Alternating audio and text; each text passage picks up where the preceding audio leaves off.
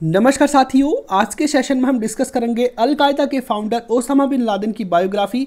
इस व्यक्ति का व्यक्तित्व जानने के लिए ये इमेज ही पर्याप्त है। आप देख सकते हैं पूरी दुनिया को दहला कर रख दिया था। बहुत ही ज़्यादा शॉकिंग ये अटैक था और किसी ने शायद ही सोचा होगा आतंकवाद इतना मॉडर्न रूप, इतना खतरनाक रूप ले सकता है। और पूरी दुनिया में जो ओसामा बिन लादेन है इसकी आलोचना होने लगी कि भाई साहब तुम्हारे अंदर दिमाग है क्या है, तुमने कैसे सोच लिया कि ऐसे भी अटैक हो सकता है। ठीक है, ओसामा बिन लादेन आखिर किस मिट्टी का बना है। ठीक है, ऐसे भी अटैक किया जा सकता है। हमारे जो हेलीकॉप्टर्स हैं, हमारे जो प्लेन्स हैं, ये उड़ती मिसाइलें इनको बनाया जा सकता है। ऐसा पहली बार ओसामा बिन लादेन ने सोचा था। आप देख पा रहे होंगे। थोड़ा सा मैं इसको घटना को थोड़ा सा संक्षेप में आपको बताना चाहता हूं, बाद में तो मैं विस्तार से इसको आज के सेशन में आपको बताऊंगा। एक्चुअल में हुआ यह था कि 19 अलकायदा के जो टेररिस्ट थे, ये जो इमेज है 9/11 का अमेरिका पर जो अटैक हुआ था उसकी है। तो 19 अलकायदा के आतंकी 4 ग्रुप्स में बढ़ते हैं, 5+5+5+4। ठीक है, 5 5 5 और 4 इसके ग्रुप में बढ़ते हैं और 4 प्लेन को हाईजैक कर लेते अमेरिका के। और उनको इनका टारगेट था कि अमेरिका की जो बहुत ही ऊंची ऊंची इमारतें हैं जहां पर बहुत सारे लोग रहते हैं उनके साथ टकरा देना।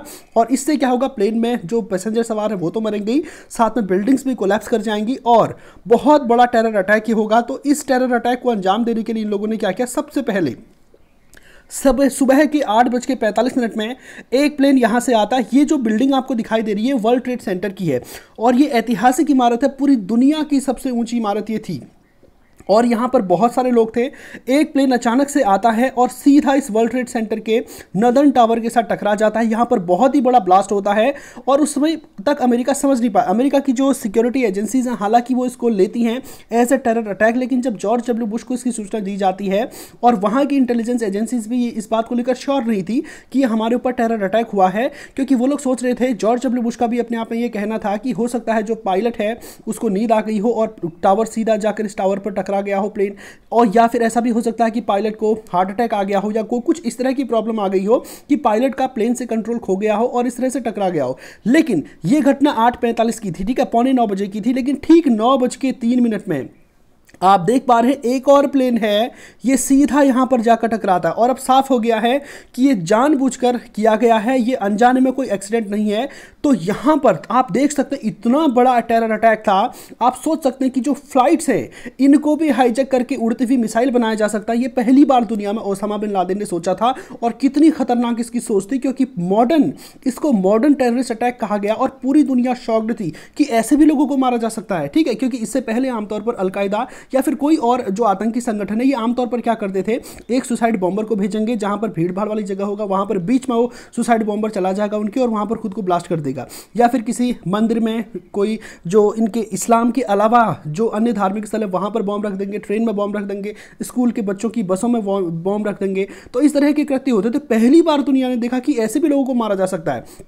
इन्होंने, ये तो केवल 2 प्लेन्स की बात कर रहा हूं, और ये जो अटैक हुआ था ना अमेरिका पर, जब ये दो प्लेन इन टावर्स पर टकराते हैं तो वहां पर इतनी एनर्जी प्रोड्यूस होती है कि वर्ल्ड ट्रेड सेंटर की जड़ें हिल जाती हैं और देखते ही देखते दुनिया की सबसे ऊंची इमारत ताश के पत्तों की तरह बिखर के नीचे जमीन में आ जाती है। पूरा का पूरा टावर कोलैप्स कर जाता है। हालांकि विस्फोट तो केवल यहीं पे हुआ था, एक ऊपर यहां पे हुआ था और एक इस इलाके में हुआ था, लेकिन विस्फोट इतना खतरनाक था कि पूरा टावर हिल जाता है और पूरा बिल्डिंग लगातार कोलैप्स कर जाती है। और इसके बाद 2 और प्लेन इनके हाईजैक हुए थे। एक प्लेन को पेंटागन पर टकराया गया था और एक प्लेन को व्हाइट हाउस, जहां पर अमेरिकन प्रेसिडेंट जो होते हैं वो रहते, वहां पर टकराने की योजना थी, लेकिन वो प्लेन आपका रास्ते में ही क्रैश हो गया था। नहीं तो अब दुनिया में पहली बार होता कि व्हाइट हाउस पर अटैक हुआ है। पूरी दुनिया में जो सुपर पावर है वहां का राष्ट्रपति जहां पर बैठता वहां पर अटैक हुआ है। तो ये टेरर अटैक इतने खतरनाक थे, 4 प्लेन क्रैश कर जाते हैं और इस टेरर अटैक में देखते ही देखते 3000 लोगों की मौत हो जाती है, 6000 लोग गंभीर रूप से घायल हो जाते हैं। तो इतना खतरनाक टेरर अटैक था। और ये जो लोगों की मौत हुई है ना, ये निर्दोष थे। कुछ बच्चे थे, इसमें से कुछ महिलाएं थी, कुछ वर्कर्स थे, कुछ छोटे छोटे वर्कर्स यहाँ पर झाड़ू पोछा करने वाले काम वाले भी थे, इंडियंस भी थे। ठीक है, यानी कि नौकरी पेशा लोग थे और इनका दुनियादारी से कोई संबंध नहीं था। दुनिया में जो इस्लाम के साथ जो अमेरिका कर रहा है उसके साथ कोई संबंध नहीं था। अब आप लोग सोच रहे होंगे कि हमने तो ये सुना है कि ओसामा बिन लादेन को खड़ा करने वाला अमेरिका ही था, अमेरिका ने ही इसको हथियारों की ट्रेनिंग दी थी। पाकिस्तान के खैबर पख्तूनख्वा में बाकायदा पाकिस्तान के 3 स्टार जनरल के साथ इसकी फोटोज भी वायरल होती हैं। ठीक है, अमेरिका के जो उस समय के इससे पहले के जो प्रेसिडेंट रोनाल्ड रीगन थे, जिस समय सोवियत अफगान वॉर था, उनके तो इस मुजाहिदीनों के साथ बैठक भी हुई थी। इस तरह की आपने बहुत सारी खबरें सुनी होंगी। तो आपके दिमाग में आ रहा होगा कि अगर ओसामा बिन लादेन को ट्रेनिंग अमेरिका ने ही दी थी, अमेरिका का ही फ्रेंड था, तो फिर उसने अमेरिका पर ही क्यों अटैक किया। तो आज के वीडियो में इसके बारे में हम विस्तार के साथ जानेंगे। तो सबसे पहले मैंने बहुत सारे मैप्स भी रखे हैं ताकि मैं आपको ये वाला सेशन बहुत अच्छे से समझा पाऊं। सऊदी अरब और इराक में किस तरह से इंटरफेयर होता है जब अमेरिका का, और अफगानिस्तान में अमेरिका का इंटरफेयर होता है, तब क्या कुछ होता है, सारा मैं आपको विस्तार के साथ बताऊंगा। तो सबसे पहले हम जैसा कि बायोग्राफी कवर कर रहे हैं, तो हम बचपन से लेकर कवर करते हैं कि किस तरह से इसने क्या क्या काम किया और किस तरह से एक बहुत ही रिच फैमिली, बहुत ही अमीर घर से आता था, लेकिन उसके बावजूद आतंकवाद का दामन ये पकड़ता है। आप देख सकते हैं कि इसका जन्म सऊदी अरब के रियाद में हुआ था और 10 मार्च 1957, ठीक है, 10 मार्च 1957 को इसका जन्म होता है सऊदी अरब में। ये इसके पिता जो है बहुत ही बड़े, इनका कंस्ट्रक्शन का बिजनेस था। अमेरिका में इनकी कंपनी थी जिसकी नेटवर्थ उस समय पे 5 बिलियन यूएस डॉलर्स थी। तो 5 बिलियन यूएस डॉलर्स की कंपनी बहुत बड़ी होती है, और इनके पिता की ये कंपनी थी और बहुत ही रिच फैमिली से आते थे ओसामा बिन लादेन। अब आप लोग सोच रहे होंगे कि ठीक है, बड़े घर का होगा, बड़े घर के लड़के तो बिगड़े होते हैं सबसे ज़्यादा, तो पढ़ा लिखा नहीं होगा, आप ऐसा सोच रहे होंगे, लेकिन ऐसा भी बिल्कुल नहीं है। ओसामा बिन लादेन की इतनी पढ़ाई है कि आप सोचेंगे कि हम लोगों ने भी नहीं की होगी। इसके बारे में बताया जाता है कि इसने सिविल इंजीनियरिंग की डिग्री ली थी, ठीक है। सिविल इंजीनियरिंग बहुत बड़ी बात होती है, ठीक है, उस समय भी, क्योंकि इसके पिता का जो बिजनेस था वो कंस्ट्रक्शन का था और सिविल इंजीनियरिंग भी इसी क्षेत्र में होता है, ठीक है। एक तरह से आर्किटेक्चर ही वहाँ पर सीखा जाता है। इसने सिविल इंजीनियरिंग की डिग्री ली थी, इसने पब्लिक एडमिनिस्ट्रेशन की का भी कोर्स किया था, और इसके अलावा इकोनॉमिक्स में इसने जो है परास्नातक किया था, ठीक है, पोस्ट ग्रेजुएशन किया था। तो बहुत सारे लोग कहते हैं कि जो इकोनॉमिक्स वाला फेक है, ये वाला फेक है, लेकिन इसके बारे में ये सब कुछ चलता है। और देखो, ओसामा बिन लादेन ने अपनी कोई बायोग्राफी तो लिखी नहीं थी, कोई आत्मकथा इसने लिखी नहीं थी। तो जितनी जानकारी सऊदी अरब से मिलती है इसके बारे में, इसके जो घर वाले हैं वो जानकारी देते हैं, ठीक। आज भी इसके जो घर वाले हैं, सऊदी अरब में बिजनेस इनका बहुत बढ़िया चल रहा, बहुत अमीर फैमिली के ये लोग हैं। और ज़्यादातर जानकारी इसकी CIA, जो अमेरिका की इंटेलिजेंस एजेंसी है, वो इसके बारे में देती है। तो ये एक बहुत ही बड़े घर से आता था, बहुत ही अरबपतियों में इसकी फैमिली शुमार थी, और बहुत ही हाईली क्वालिफाइड था, बहुत ही ज़्यादा पढ़ा लिखा था। आमतौर पर आप लोग सोच रहे होंगे कि जो अनपढ़ लोग होते हैं, बेचारे पढ़े लिखे नहीं होते मुस्लिम लोग, उनका ब्रेन वॉश कर दिया जाता है, ठीक है, और उनको इस तरह से एक आइडियोलॉजी उन पर थोपी जाती है कि वो लास्ट में मरने मारने के लिए तैयार हो जाते हैं। आप सोच लीजिए, कोई व्यक्ति अपने आप को क्यों मार देगा बीच में ब्लास्ट करके? क्या उसमें दिमाग नहीं होता होगा? क्या पागल है क्या ये जो आतंकवादी है? देखो, उनका ब्रेन वॉश किया जाता है, उनको उनके धर्म के नाम पर, अपने संगठन के नाम पर, एक आइडियोलॉजी के नाम पर इतना भड़का दिया जाता है कि उन लोगों के लिए कोई बड़ी बात नहीं है। तो देखो, 19 टेररिस्ट थे जिन्होंने यहाँ पर ब्लास्ट किया। अब आप सोचेंगे कि इस अटैक में तो वो लोग भी मारे गए थे, ठीक है। तो वो कैसे लोग होंगे कि उनको इस बात की परवाह नहीं है कि मुझे मरना है, मुझे अमेरिका को मारना है, उनको इस बात की परवाह है। तो अभी इसी बात, एक आइडियोलॉजी को साथ में लेकर के चलते हैं ये जो टेररिस्ट ऑर्गेनाइजेशन है, और लोगों को बरगलाते हैं, और वो इस तरह का अटैक करने के लिए तैयार हो जाते हैं। तो ये जो ओसामा बिन लादेन की अगर मैं आपको बात बताऊं, तो बहुत ही अमीर परिवार से था, और इसके बाद इसका जीवन कहाँ से शुरू होता है?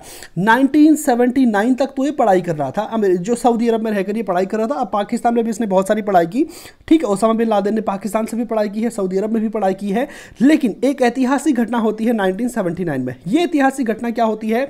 सोवियत यूनियन ने अफगानिस्तान पर अटैक कर दिया। अब मैं आपको मैप में दिखाता हूं कि ये ऐतिहासिक घटना कैसे, और लादेन का जन्म कैसे हो रहा है। लादेन का जन्म यहीं से हो रहा है। आपको पता है ये पूरा ऊपर का इलाका रशिया का है, लेकिन 1991 से पहले ये यूएसएसआर का पार्ट हुआ करता था।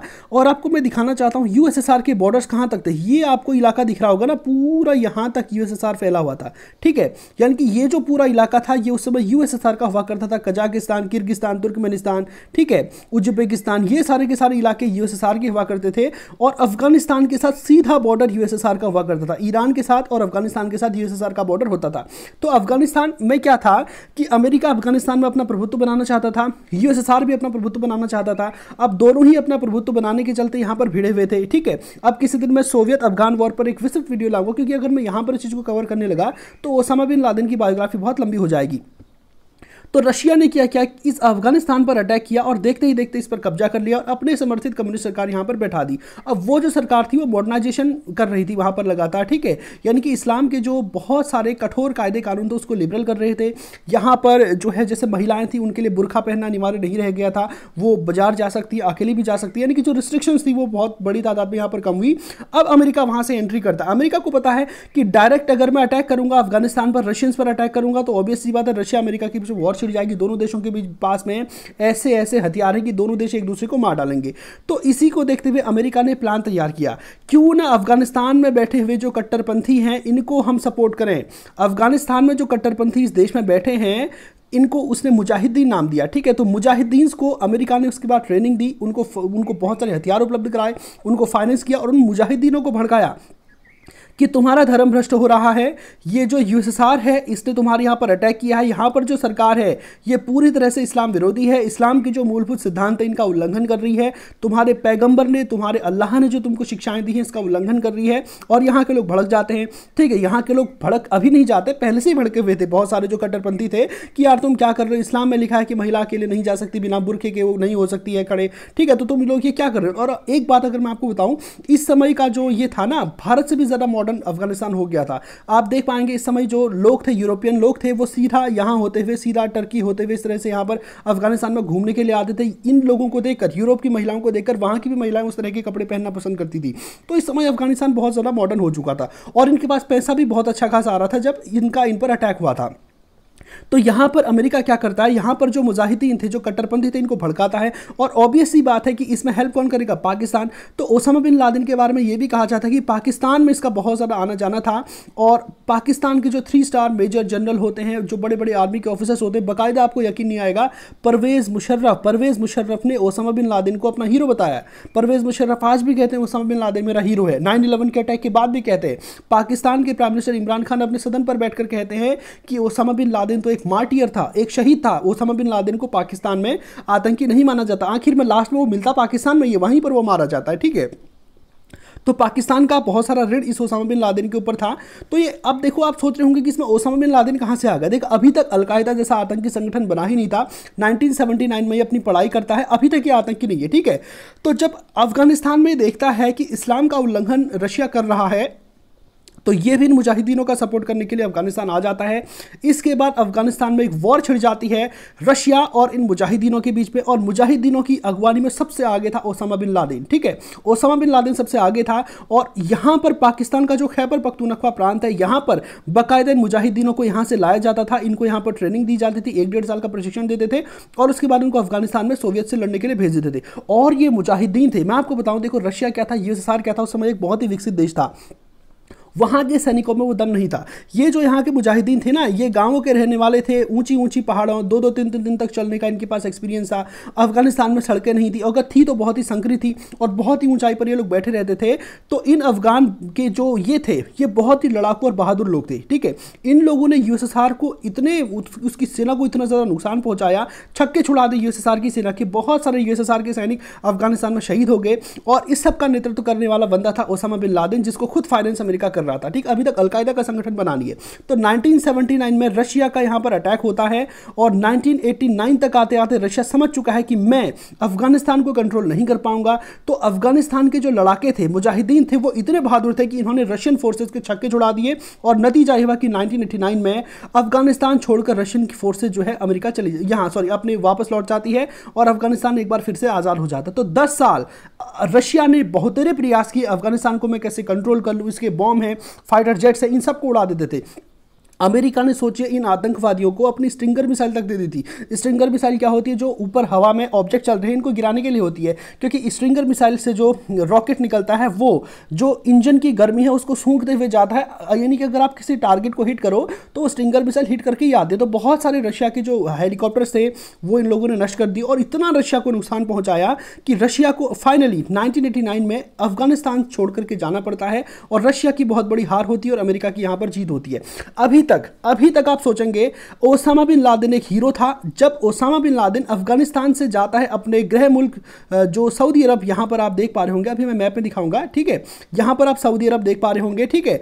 तो अफगानिस्तान यहां पर है। तो जब ये यहां से वापस अपने घर सऊदी अरब जाता तो इसका वहां पर ग्रैंड वेलकम होता है, इसको हीरो कहा जाता है। ओसामा बिन लादेन तो हीरो है, ओसामा बिन लादेन तो अल्लाह का बंदा। अभी इनको पता नहीं है अल्लाह का बंदा कुछ सालों बाद क्या करने वाला है, ठीक है। तो आप यहां पर एक तरह से अमेरिका की हिपोक्रेसी भी देख सकते हैं कि वही ओसामा बिन लादेन जब अफगानिस्तान में सोवियत यूनियन को मार रहा था तब वो हीरो था, तब वो अल्लाह का बंदा था, और जब इसी ओसामा बिन लादेन ने अमेरिका को मारा तो ये आतंकी हो गया। ठीक है, तो ये भी अपने आप में ठीक नहीं है अगर आप देखेंगे। हालांकि अमेरिका पर जो इसने अटैक किया था हम इसकी बिल्कुल आलोचना करते हैं, लेकिन यहां तक जो लादेन था, यहां तक का लादेन मैं कहूंगा कि गलत नहीं था।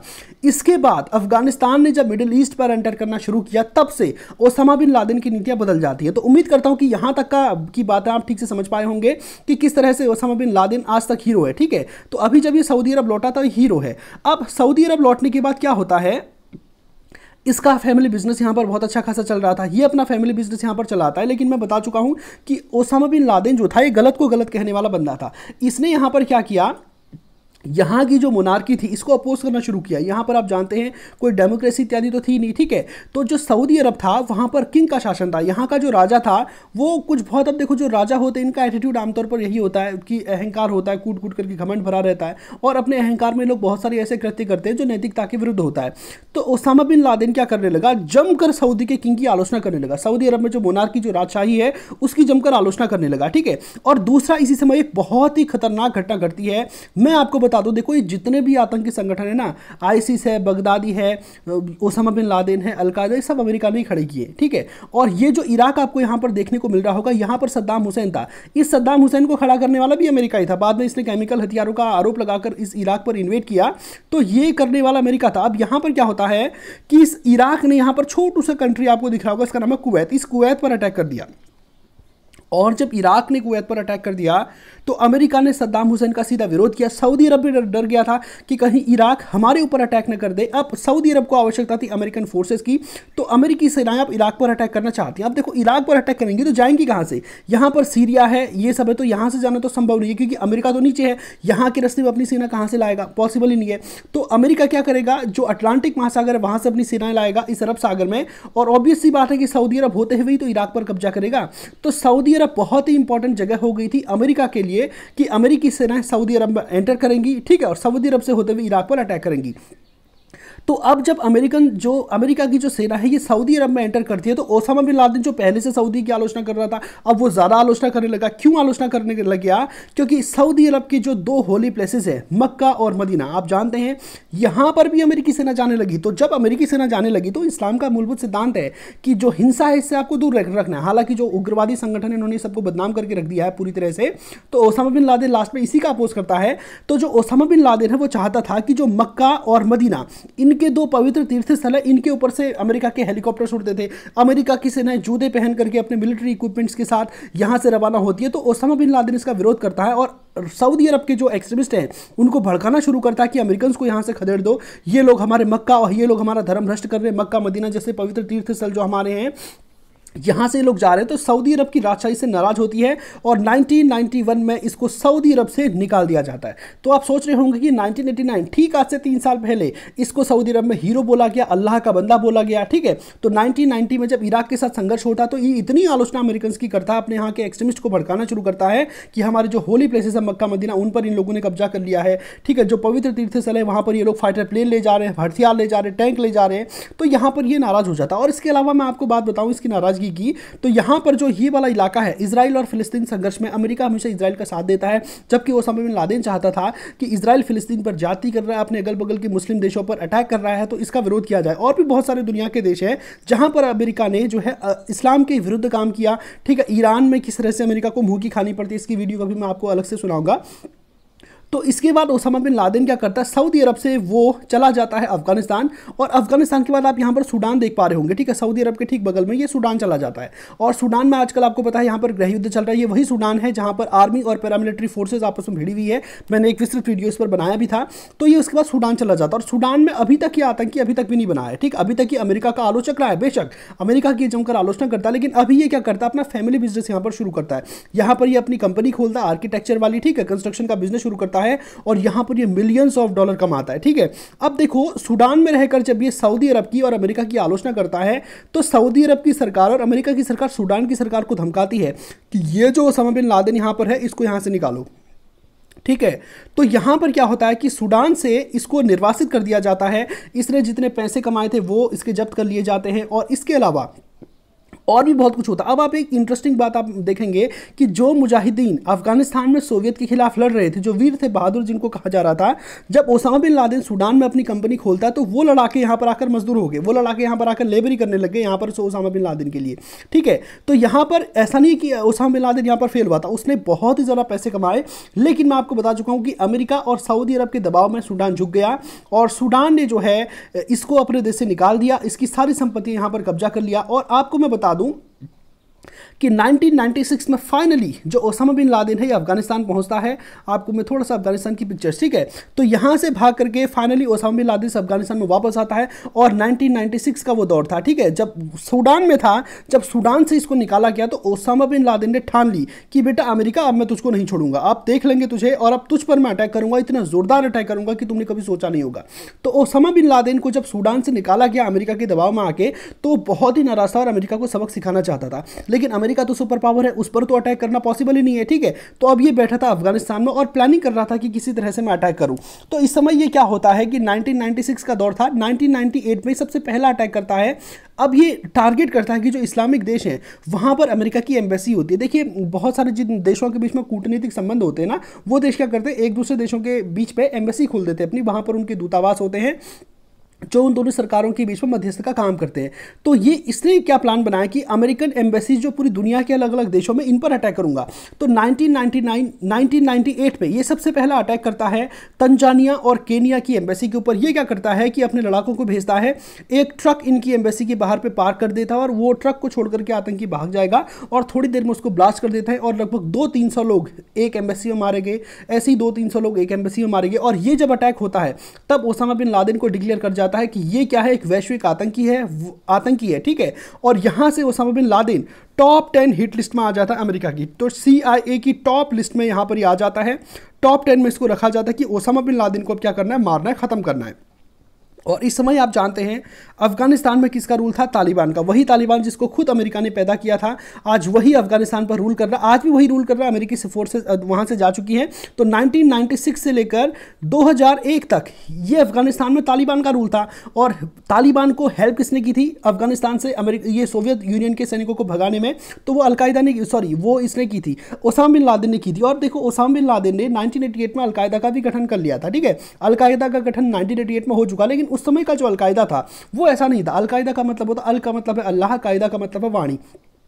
तो उस समय इसका नाम अल्लाह की वाणी था। उस समय अलकायदा एक बहुत ही रिलीजियस ऑर्गेनाइजेशन था। आतंकी संगठन 1988 में वो नहीं था। आतंकी संगठन वो 1996 के बाद बनता है, जब इसको सूडान से निकाल दिया जाता है। पहले तो वो उसका उद्देश्य था कि हम अल्लाह की जो वाणी है इसको पूरे इस्लामिक देशों में फैलाएंगे और अलकायदा के साथ केवल वही लोग जुड़ेंगे जो अपने से बड़ों का रिस्पेक्ट करते हो, नशा न करते हो, अपना नैतिक जीवन जीते हो, जो झूठ ना बोलते हो, वो लोग अलकायदा में शामिल होंगे। लेकिन 1996 से, जैसा कि मैं आपको बता चुका हूं, ओसामा बिन लादेन को जब सूडान से निकाला गया तो इतना चिढ़ गया कि इसने ठान ली मैं अमेरिका को सबक सिखाऊंगा। और अब अलकायदा क्या बन गया, आतंकी संगठन बन गया। अब अलकायदा में लगातार ऐसे रिक्रूट भर्ती होने लगे जो अमेरिका को मार सके। और 1998 में पहली बार इसने अटैक किया था अमेरिकन एम्बेसीज पर, जहां पर 200-300 लोग आमतौर पर मारे जाते थे। अब ये क्या हो गया, वैश्विक आतंकी हो गया। जिस आतंकी ने अफगानिस्तान में सोवियत को मारा तब वो बहादुर था, तब वो हीरो था, अल्लाह का रखवाला था, ठीक है, अल्लाह का बंदा था, खुदा का बंदा था। आज वो क्या बन गया है, आतंकी बन गया। अब देखो यहां पर क्या होता है कि जो ओसामा बिन लादेन का के पिता है और इसके बड़े भाई है, इन दोनों की मौत प्लेन क्रैश में होती है।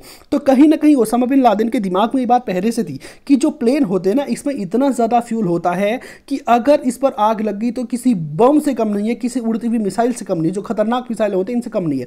तो ओसामा बिन लादेन यहां पर प्लान तैयार करता है कि हम क्या करेंगे, अमेरिका पर अटैक करेंगे। अब सीधा जंग होगी अमेरिका के साथ, उसके घर में घुसकर उस पर हमला बोलेंगे और पूरी दुनिया को दिखाएंगे कि ओसामा बिन लादेन क्या चीज़ है, ठीक है। और इसके पीछे एक्सक्यूज भी थे ही। तो ओसामा बिन लादेन क्या करता, पूरा का पूरा प्लान तैयार करता। इसका साथी अल जवाहिरी था जो कि डॉक्टर था। देखो इसके जो क्लोज के जो साथी थी ना वो बहुत ज़्यादा पढ़े लिखे थे। तो अल जवाहिरी है, ठीक है, और भी बहुत सारे लोग थे। तो ये सब लोग प्लान करते हैं, टोटल 19 टेररिस्ट को प्लान करते हैं कि इनको हम बहुत ही अच्छी ट्रेनिंग देंगे और किसी भी कीमत पर ये नहीं लगना चाहिए कि हमारे यहाँ के, इनकी इंग्लिश इतनी फ्लुएंट होनी चाहिए कि ये इनको लगे कि अगर ये अमेरिका जाएँ तो इनके बारे में ये लगे कि हाँ ये अमेरिकन ही अगर कोई इनको देखे, ठीक है। तो इनको इतनी बेहतर तरीके से ट्रेनिंग दी जाती है, इनको बहुत ही अच्छी इंग्लिश सिखाई जाती है। और 2000 तक आते आते अलग अलग ग्रुप्स में सारे के सारे आतंकी अमेरिका पहुंच जाते हैं, ठीक है। और वहां पर ये आतंकी प्लेन उड़ाना भी जानते थे। सबसे बड़ी बात है कि किस तरह की इन लोगों की ट्रेनिंग हुई थी। तो ये जो आतंकी है प्लेन उड़ाना भी जानते हैं। और उसके बाद आपको पता है कि 9/11 का अटैक उसके बाद अमेरिका पर होता है। और 9/11 देखिए, आप सोच रहे होंगे 9/11 अमेरिका में क्या होता है ना, पहले मंथ को लिखा जाता है उसके बाद में डेट को। जैसे हम लोग क्या लिखते हैं, पहले डेट लिखते हैं, फिर मंथ लिखते हैं, फिर ईयर लिखते हैं। ये लोग क्या करते हैं, पहले मंथ लिखते हैं फिर डेट लिखते हैं। तो 9 का मतलब है सितंबर, 11 का मतलब है 11 तारीख, ठीक है। तो ये 9 नवंबर नहीं है, ये जो है 11 सितंबर है। तो 11 सितंबर 2001 के दिन, ये बहुत ही काले दिन होती है। 11 सितंबर 2001 के दिन आखिरकार इस प्लान को एग्जीक्यूट किया जाता है। ओसामा बिन लादेन के जो ट्रेन किए गए टेररिस्ट थे, ये क्या करते हैं, 4 प्लेन्स को हाईजैक करते हैं और सीधा वर्ल्ड ट्रेड सेंटर के साथ इनको टकरा देते हैं, इनमें से 2 प्लेन को। और देखते ही देखते 3000 लोगों की यहाँ पर मौत हो जाती है। अमेरिका के प्रेसिडेंट जॉर्ज डब्ल्यू बुश उस समय थोड़ी देर के बाद लाइव आते हैं और वो कहते हैं कि अब हम वॉर अगेंस्ट टेरर छेड़ देंगे, आतंक के खिलाफ वॉर छेड़ देंगे। और इसके बाद ओसामा बिन लादेन लाइव आता है, वो कहता है कि इस आतंकी हमले के साथ हमारा कोई लेना देना नहीं है। लेकिन जब बाद में इंक्वायरी होती है तो इसी के जो है हाथ इसमें पाया जाता है। और बाद में ओसामा बिन लादेन क्लेम करता है कि हमने ही ये अटैक किया था। और उसके बाद ओसामा बिन लादेन कहता है कि हमने अटैक क्यों किया, हमने अटैक इसलिए किया क्योंकि अमेरिका आतंकी है, अमेरिका इस्लाम विरोधी है, ये लोग काफिर है, ये लोग मुसलमानों के हितों की रक्षा नहीं करते, मुसलमानों को मार रहे हैं। इराक और सीरिया में जो संघर्ष हो रहा है, ठीक है, इराक और फिलिस्तीन के बीच में जो संघर्ष हो रहा है, वहाँ पर मुसलमानों के साथ हिंसा की जा रही है, जिसमें अमेरिका इसराइल का साथ दे रहा है। इसके अलावा अमेरिका ने इराक पर बहुत बड़ी तादाद में, आप देख पा रहे होंगे, इराक पर उसने बहुत ज़्यादा अत्याचार किया है। इराक पर एक झूठा आरोप लगा करके उसने केमिकल वेपन्स बना रखे, न्यूक्लियर वेपन्स बनाने की तैयारी कर रहा है, उस पर अटैक करके हमारे लाखों मुसलमानों को मार दिया है, ठीक है। लेकिन देखो, ओसामा बिन लादेन एक रिवेंज लेना चाहता था। वो चाहता था कि दुनिया के जो लोग हैं वो मुसलमानों का सम्मान करें, लेकिन ऐसा नहीं हो पाया। इत्तेफाक की बात बताऊं तो ओसामा बिन लादेन का जो लक्ष्य था वो नहीं हो पाया सफल, क्योंकि इसके बाद से लेकर जब ये अटैक होता है ना, पूरी दुनिया में, आप यूरोप जाएं, चाहे अमेरिका जाएं, चाहे इंडिया, कहीं पर भी जाएं, मुसलमानों को, जो मुस्लिम्स हैं, उनको एक नफरत की दृष्टि से उसके बाद देखा जाना शुरू हुआ, उनको संदेह की दृष्टि से देखा जाना शुरू हुआ। बहुत सारे जो मल्टीनेशनल कंपनीज थी, उसने इस्लामिक एम्प्लॉय जो इस इलाके के थे उनको नौकरी से निकाल दिया। तो फाइनली अगर मैं कहूँ तो टेरर अटैक भले ही ओसामा बिन लादेन ने किया था, लेकिन इसका सबसे नेगेटिव इंपैक्ट मुस्लिम्स को ही पड़ता है, ठीक है। इसके बाद अमेरिका, आपको पता होगा कि देखो उसके बाद क्या, उसके बाद भी बड़ी इंटरेस्टिंग बात है। आपको मैं बता चुका हूं कि 1996 में से लेकर के 2001 तक ये जो अफगानिस्तान है, यहाँ पर तालिबान की सरकार थी जो कि क्रूर और कट्टर मुस्लिम लोग थे। तो ओसामा बिन लादेन इसी अफगानिस्तान में छिपा हुआ था, ठीक है। 1996 में जब उसको सूडान से निकाला गया, उसके बाद से 2001 तक ओसामा बिन लादेन यहीं पर छिपा हुआ था। तो अमेरिकी सरकार ने मांग की अफगानिस्तान के तालिबान से, वहां पर उस समय मुल्ला उमर का शासन था, ठीक है। तो अफगानिस्तान से मांग की कि तुम एक काम करो, ये जो ओसामा बिन लादेन है इसको हमें सौंपो, ठीक है, और हम कुछ नहीं करेंगे, तुम पर अटैक हम नहीं करेंगे, तुम कुछ नहीं करेंगे, तुम बस एक काम करो, इस लादेन को पकड़ करके हमको सौंपो। तो तालिबान ऐसा करने से इनकार कर देते। सोचो, वो तालिबान एक छोटा सा देश है कि अमेरिका को धमका रहा है कि हम नहीं करेंगे। और अगर लादेन, पहली बात है कि तुम हमको प्रूफ दो कि ये जो अटैक है लादेन ने किया था, और उसके बाद भी अगर लादेन पकड़ा जाता है तो हम इसे तुमको नहीं देंगे, हम इसका ट्रायल जो है अपनी कोर्ट में करेंगे और यहां पर डिसाइड होगा कि ये टेरर अटैक सही था कि गलत था, ठीक है। तो जब तालिबान ऐसी धमकी अमेरिका को देता तो अमेरिका इससे काफ़ी रिक्वेस्ट करता है कि हम तुम्हारे यहाँ पर एंटर नहीं करना चाहते हैं, अटैक नहीं करना चाहते हैं, तुम हमको दो, अगर नहीं दोगे तो हम तुम पर अटैक करेंगे। तो तालिबान ने इसको हल्के में ले लिया, उसने कहा अरे तुम क्या अटैक करोगे, 4-5 साल पहले रशिया को यहाँ पर धूल चटा के हम फेंके हुए हैं, तुम भी अटैक करो, तुमको भी मारेंगे। तो ये जब स्टेटमेंट आता है तब अमेरिका सीधा अफगानिस्तान पर अटैक करता है। अब देखो, अफगानिस्तान पर अटैक करने के लिए क्या था, अमेरिका, अब देखो यहाँ नीचे अरब सागर होते हुए आएगा, ठीक है, यहाँ से तो कोई रास्ता नहीं। इसका बगल वाला ईरान तो अमेरिका का कट्टर दुश्मन है। 1989 में अमेरिका को यहाँ से लात मार के ईरानियों ने भगाया था, ठीक है। जैसे अभी अफगानिस्तान से अमेरिकन फोर्सेज वापस लौट चुके, वैसे ईरान से भी भगाई गई थी अमेरिकन फोर्सेज।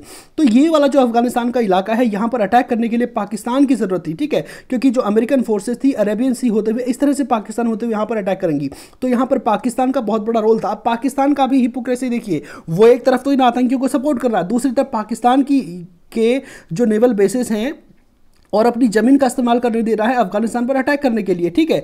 तो यहां पर उसके बाद क्या होता है, यहां पर अटैक होता है अफगानिस्तान में, और अफगानिस्तान देखते ही देखते पूरा का पूरा जो है अमेरिका के कंट्रोल में आ जाता है। लेकिन यहां पर भी जो आतंकी संगठन तालिबान है, इसके बहुत सारे लड़ाके मारे गए थे। वो ऊंची ऊंची जो हिंदू कुश की पहाड़ियां हैं, तोरा बोरा की हिल्स हैं, यहां पर जाकर चढ़ जाते हैं, ठीक है। अफगानिस्तान पर अटैक करना बहुत आसान है, कब्जा करना बहुत आसान है, लेकिन उसको सस्टेन रखना बहुत मुश्किल है, क्योंकि बहुत ही पतली सड़कें हैं तो नाम के बराबर है। आतंकी वो जो वहां के लोग हैं बहुत ही बहादुर हैं, ठीक है, उनको इलाके के चप्पे चप्पे का ज्ञान है, वहाँ के लोग आमतौर पर पैदल ही चलते हैं, तो उनकी कैपेसिटी अमेरिकन सोल्जर्स की कैपेसिटी की तुलना में कहीं ज़्यादा थी। और दूसरी बात, अमेरिकन सोल्जर्स यहाँ पर आदि नहीं थे, तो अमेरिका को भी यहाँ पर बहुत नुकसान हुआ, उसके कई सारे सोल्जर्स यहाँ पर मारे गए। और सबसे ज़्यादा फायदा किसको? पाकिस्तान को हुआ, क्योंकि पाकिस्तान को अमेरिका की सरकार मिलिट्री एड देती थी। पाकिस्तान को बहुत सारे पैसे अमेरिका ने दिए थे, क्योंकि अमेरिका पाकिस्तान के रस्तों का यूज़ कर रहा था अफगानिस्तान में जाने के लिए। आखिर में क्या होता है कि 2001 के लास्ट तक आते आते अफगानिस्तान से जो तालिबान है इसका पूरा पतन हो गया। ओसामा बिन लादेन अफगानिस्तान छोड़कर भाग गया और पूरी दुनिया में किसी को पता नहीं कि ओसामा बिन लादेन कहाँ जाता है, ठीक है। और आखिर में आपको पता है कि ओसामा बिन लादेन को ढूंढने के लिए, इसको ढूंढ कर मारने के लिए अमेरिका की जो सरकार है, CIA है, लगातार प्रयास करती है। इसके कई सारे संदेश वाहकों को पकड़ा जाता है, ठीक है, और सब कुछ होता है। और आखिरकार 2 मई का वो दिन था 2011, ठीक है, 2 मई 2011 के दिन पाकिस्तान का एक, ये जो पाकिस्तान आपको दिख रहा है ना, इसका एक शहर है जिसका नाम था एबटाबाद, ठीक है, एबटाबाद यहाँ का शहर था। और ये ऐसा शहर था जहाँ पर रिटायर फौजी अफसर लोग रहते थे। और इसमें आपको यकीन नहीं आएगा कि पाकिस्तान की जो आर्मी थी उसका एक बेस यहाँ पर था। उस बेस के थोड़ा सा बगल में एक घर था, ठीक है, उस घर के चारों ओर आप देख पाएंगे कि कभी मैं 9/11 पर ओसामा बिन लादेन के मारे जाने की कहानी में विस्तार से आपको सुनाऊंगा, अलग से डेडिकेटेड वीडियो लाऊंगा कि किस तरह से इसके संदेशवाहक को CIA ने पकड़ा, उसके बाद किस तरह से ओसामा बिन लादेन के इस घर में पाए जाने के साक्ष्य इनको मिलते हैं, और उसके बाद किस तरह से वो लोग अटैक करते हैं। तो एक घर था, उसकी छत पर इनके हेलीकॉप्टर्स लैंड होते हैं, और उसके बाद इस ऑपरेशन में 2 मई 2011 को ओसामा बिन लादेन को गोली मार दी जाती है।